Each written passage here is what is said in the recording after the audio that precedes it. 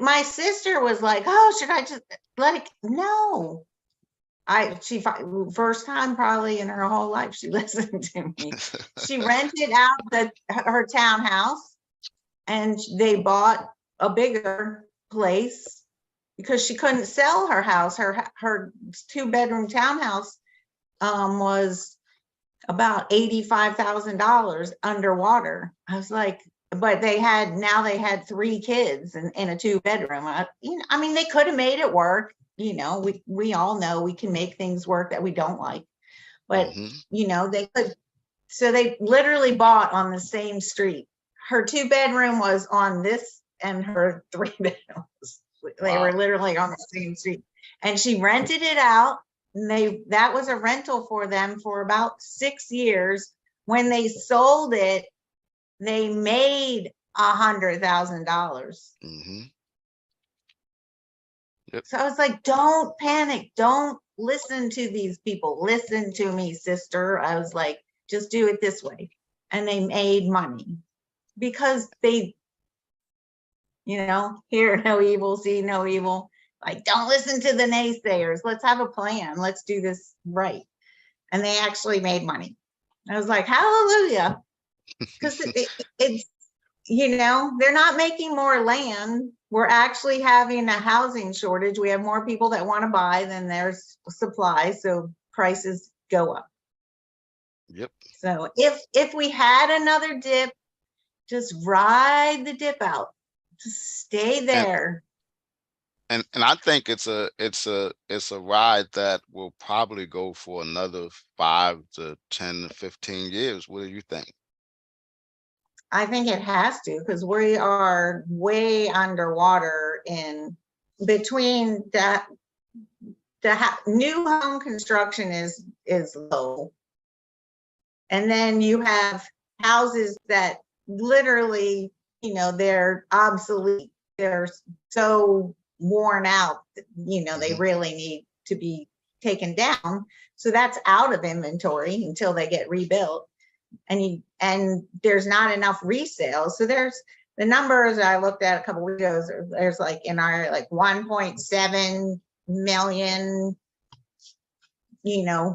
that's what we need. And there's only like 1.4 million, coming available, minus 100,000 that are obsolete now. So there's a big gap.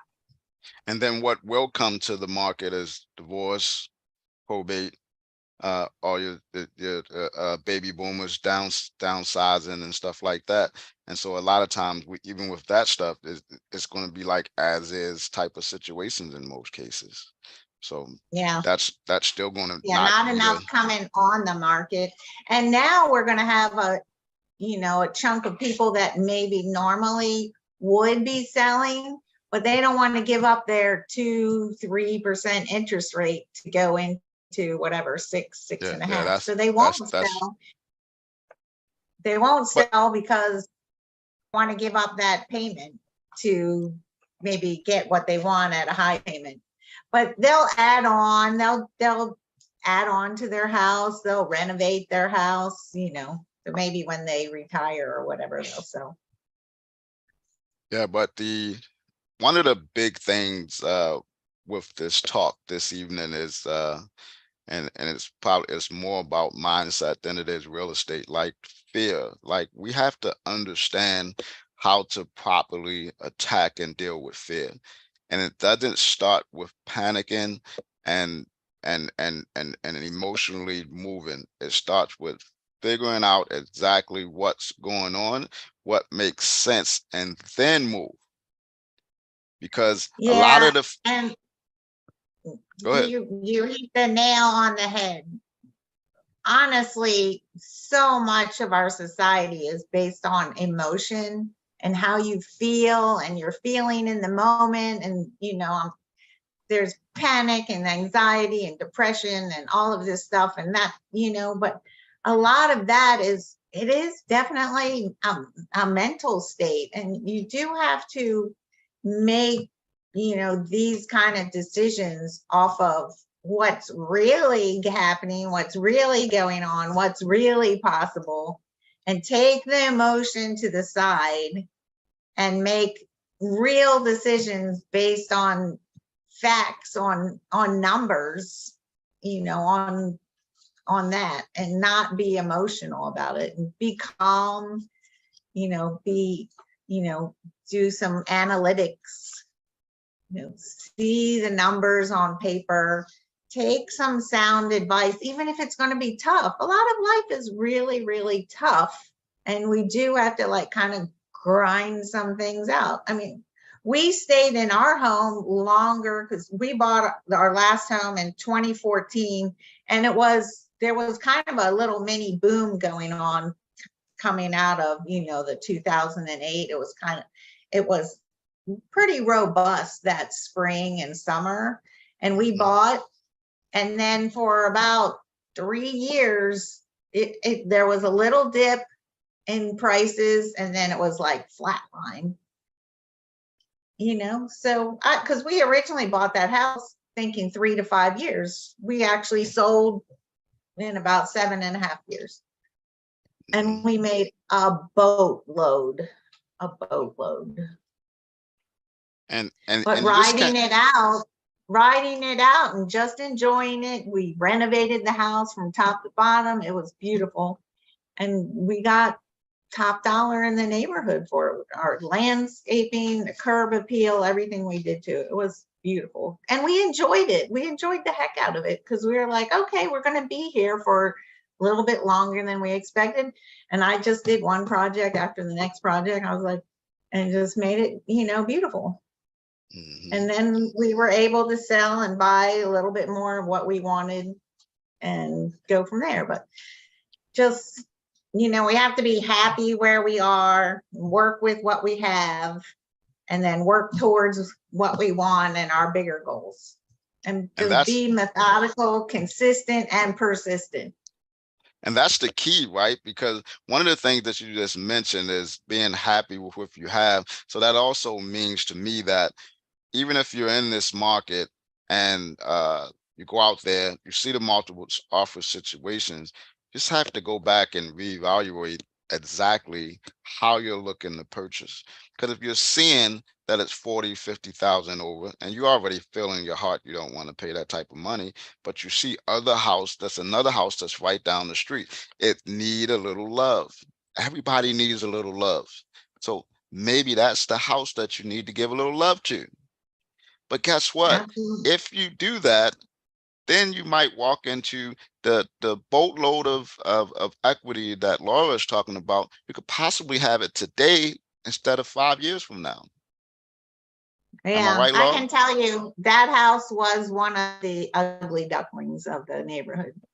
I mean, God love the people. They were the original owners, and it needed love. In fact, my family couldn't believe I was buying that house because they were like, this doesn't look like you. I was like, you can't see what I can see. I said, this house has great bones, and I can see what it's going to be.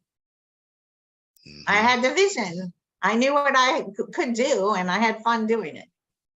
You know, and that's like, and at the time, you know, we had been divorced. We were digging out of a financial hole, and that's what we could afford. So I bought what I could afford, and I made it. That ugly little duckling turned into a swan. And I had fun doing it. And then people, they were like, is this the same house? I was like, yeah, it's the same house. They were like, you did have vision. People literally, a couple drove past our house and called, and we were like, we can't find your house. I was like, it's exactly where it was sitting last time. But I put a front portico on it, and it had a carport, and it became a beautiful garage, and, you know, did the windows and put on new roof, and, you know, the portico that came out magnificent. It had a red tin roof on the portico, and we put on new shutters, and inside I took down walls, and it was amazing. Nice, so you have fun. You use your creativity, and you buy what you can afford and make it into what you want, and then it will be this great thing. And then when you building towards your next goals, you're going to get there because you're going to make the money, and then you're going to move up. You keep working toward your goals while you're being happy where you are. So to end this out, you agree, Laura, that we're not looking at a crash in housing market, correct? No crash, no bubble, no crash. And you feel like, although we know there could inventory shortage out there, now is the time to think about buying a home.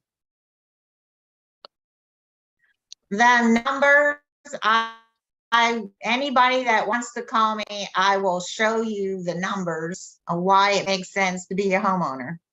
If you ever want to retire, being a homeowner is a big ticket item that is going to bring a lot of money to your retirement plan eventually. And don't retire anytime soon. You know, like, retire when you're 100, whatever. A couple days before God takes you. Otherwise, keep working, keep being productive, keep being out there with people. Bring your wisdom to the world. Yes, ma'am. Yes, So, yeah, ma'am. no crash, no bubble, no fear. Give up fear. Give up worry. Give up fear. Nothing, you know, the Bible tells us not to worry. God's got this. He's watching over you. No matter where you are, he knows where you are. He's taking care of you. So, you know, just bring happiness, bring love, give people hugs, give people a smile. I was shopping for a gift today, and the guy, the sales guy in Nordstrom's, we were talking, and then we were talking about business, and he was talking about tax deductions. I was like, you need to make an LLC so that you can take some tax deductions. And he started telling me, he goes, oh my God. And he, I never thought of that.